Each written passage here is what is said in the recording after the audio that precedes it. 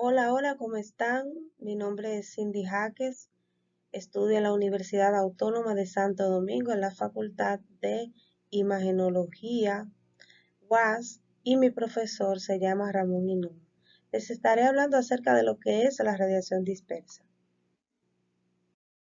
Bien, como manera introductoria, todos sabemos la interacción que tienen los rayos X con la estructura que se va a radiografiar. En esta interacción, como decían en los capítulos anteriores, hay rayos X que forman la imagen. Estos son los rayos que logran atravesar el paciente y llegar hasta el receptor de imagen.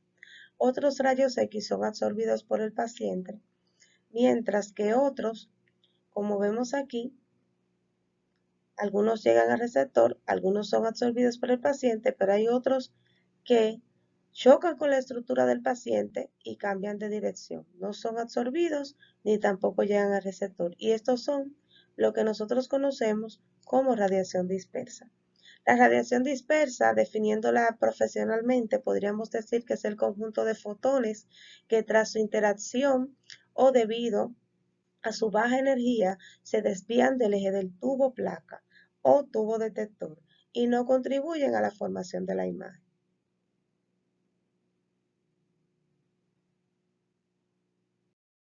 Entonces, efectos en el contraste del sujeto. La radiación dispersa, como decíamos ahorita, por estas interacciones que se dan, tiene un efecto en el contraste del sujeto. ¿Por qué? Lo primero es que la radiación dispersa reduce el contraste y disminuye la relación de las diversas intensidades de los rayos X entre las estructuras adyacentes al objeto. Y esta, que es muy importante, no contribuye a la formación de la imagen útil. ¿Por qué? Dice la imagen útil porque la radiación dispersa sí tiene la facultad o la facilidad de impregnar imagen en la radiografía, pero esta imagen que se impregna no es útil, sino que se sobreexpone sobre la imagen aérea real que nosotros queremos obtener, y esto lo que hace es una difusión o una dispersión de radiación. Esta difusión o dispersión es la que hace que el contraste se disminuya y no hace que uno pueda lograr diferenciar las estructuras adyacentes. Fuentes de la radiación dispersa. La principal fuente de la radiación dispersa es la parte del paciente que se va a irradiar. Como decíamos ahorita, por estas interacciones, el paciente es, al rayo X desviarse, el paciente es el que se convierte en una fuente de radiación. Entonces, la cantidad de radiación dispersa que se genera, esta es directamente proporcional al volumen de la materia irradiada. Cuanto mayor sea el volumen de la materia, mayor será la intensidad de la radiación dispersa. Pero a nosotros no nos interesa medir tanto lo que es el volumen de la relación que hay entre el volumen y la radiación dispersa, sino que nos interesa la relación que existe entre la intensidad de la radiación dispersa y la radiación primaria útil. Esta relación que existe entre estas dos partes, cuando se trata de partes del cuerpo pesadas, por ejemplo, como el abdomen, y en el caso de tórax, vemos que en el abdomen es 10 o más veces mayor que la intensidad de la radiación primaria, o sea, la radiación dispersa. Y en el caso del tórax, la intensidad media de la radiación dispersa que llega al receptor de imagen puede ser igual a la de la radiación primaria. Reducción de la radiación dispersa, limitadores de haz.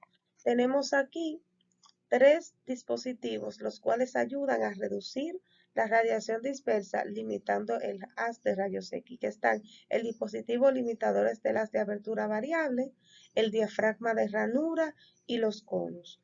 Como sabemos, debido a sus efectos adversos sobre la imagen, la radiación dispersa, hay que reducirla al mínimo. Por lo tanto, el haz primario también debe ser limitado a un tamaño y forma que abarque precisamente la región de interés diagnóstico. Diafragma de ranura.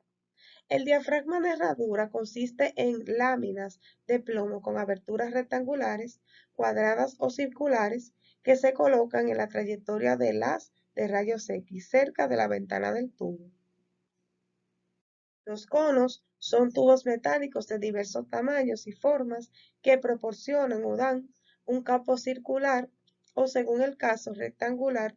Tanto la longitud como el tamaño de la abertura del cono influyen en la dimensión del campo de rayo X. Los dispositivos limitadores de haz de abertura variable.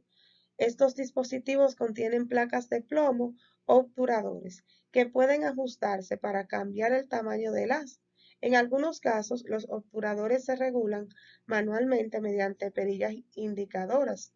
Ahora mismo se están fabricando dispositivos limitadores de haz y estos obturadores se controlan automáticamente mediante detectores que se ajustan al campo y al tamaño del receptor de imagen. Dimensiones del campo proyectado. Si se quiere limitar el haz primario para que cubra solamente la región de interés diagnóstico, es útil saber cuáles dimensiones del campo que produce el dispositivo delimitador del haz. Para encontrar el ancho del campo proyectado hay que aplicar esta fórmula, la cual es A por B sobre C, donde X es el ancho del campo proyectado en el plano del receptor de imagen, A es la distancia entre el foco y el plano del receptor, B es el diámetro de abertura del dispositivo y C es la distancia entre el foco y la abertura más pequeña o abertura del control del dispositivo limitador. Entonces, aquí podemos ver un ejemplo. Dice que, por ejemplo, si nosotros tenemos una distancia A de 105 centímetros entre el foco y tenemos un receptor de imagen y un cono de 10 centímetros y una distancia C de 30 centímetros en el foco, nosotros podemos calcular lo que es el diámetro del campo proyectado con esta fórmula. Vemos que X, que es el diámetro del campo, lo podemos multiplicar entre el foco y el receptor de imagen. Y esta multiplicación sobre el foco y el borde inferior del cono, nos daría entonces 35 centímetros. La rejilla. Las partes pesadas y gruesas del cuerpo, como el abdomen, dispersan la radiación en mayor proporción que las partes delgadas, como la mano, por ejemplo. Cuando se radiografían las partes más gruesas, es preciso emplear medios adicionales para controlar la dispersión de la radiación. Y aquí es donde entran las rejillas, que la rejilla está compuesta de láminas alternadas. O sea, hay algunas láminas plomadas, como vemos aquí, y espaciadores, donde son de aluminio o fibra. Las láminas de plomo absorben gran cantidad de radiación dispersa oblicua de rayos que no viajan en la dirección del haz primario. Las bandas transparentes a la radiación permiten el paso de la mayoría de los rayos primarios hasta la película. Índice de la rejilla. Entonces vemos que en el índice de la rejilla la relación entre el espesor de las láminas de plomo y la anchura de los espaciadores radiotransparentes es el índice de la rejilla. Si el espesor de las láminas de plomo es 8 veces mayor que la anchura de los espaciadores, la producción sería de 8 a 1. Si es 16 veces mayor, 16 a 1, etc. Cuanto mayor sea el índice, la rejilla absorberá más eficientemente las radiaciones dispersas. Las láminas de plomo pueden ser paralelas. Esto es el enfoque y el desenfoque. Inclinadas con ángulos progresivamente mayores, de tal manera que converjan en un punto, como la distancia entre las rejillas. Y este punto de convergencia o foco de la rejilla se denomina distancia focal o radio de la rejilla. Lo ideal sería que la ubicación del foco en el tubo de rayos X coincida con el foco de la rejilla y que el rayo central del haz cortara el centro de la rejilla perpendicularmente. En general, las rejillas enfocadas cuentan con una escala focal especificada por el fabricante, es decir, una escala de distancia óptima para el empleo de esa rejilla. Si se utilizaran fuera de su escala focal se observaría un desenfoque. Entonces, el desenfoque es una atenuación progresiva de la intensidad de los rayos X hacia los bordes de la rejilla y se debe a un mayor desalineamiento entre las láminas de plomo y el haz primario hacia los extremos de la rejilla. Desenfoque de la rejilla. El desenfoque puede producirse también si no se centra el tubo de rayos X sobre la rejilla o si se inclina el tubo lateralmente. Aquí podemos ver claramente dos ejemplos de un desenfoque de la rejilla. Un desenfoque en la C es producido por una distancia incorrecta entre la fuente de radiación y la rejilla. Cuando esta distancia rebasa el margen del foco que recomienda el fabricante, la desalineación entre el haz primario y las láminas de plomo aumenta progresivamente hacia los bordes de la rejilla. Esto produce en dichas partes una disminución de la intensidad transmitida en los rayos X. Aquí vemos también otro desenfoque ocasionado por una rejilla inclinada, que es cuando la rejilla no es perpendicular. Respecto al rayo central, las láminas de plomo tienden a bloquear el paso del haz primario. Rejillas fijas y móviles. Estas rejillas fijas y móviles surgieron en 1913. El doctor Gustav Buchit describió una rejilla cruzada fija. Ahora bien, cuando se emplea una rejilla fija, la sombra proyectada por las láminas de plomo se sobrepone a la imagen radiográfica. Este inconveniente es tolerable si se emplea una rejilla con láminas muy delgadas y uniformemente espaciadas.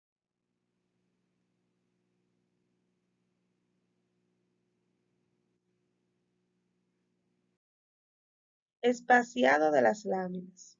Otro factor que afecta la eficacia de la rejilla es el número de láminas de plomo o líneas por centímetro.